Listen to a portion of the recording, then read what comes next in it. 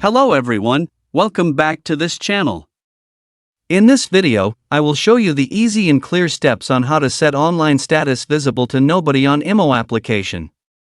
So how to set online status visible to nobody on IMO application? Make sure you keep watching this video until the end.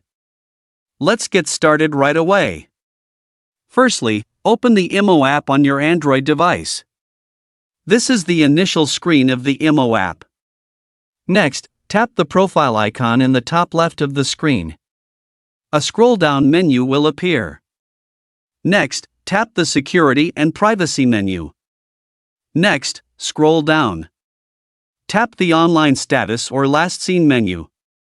There are several options here. Tap Nobody. So that's it, tutorial on how to set online status visible to nobody on IMO application. Thank you for watching.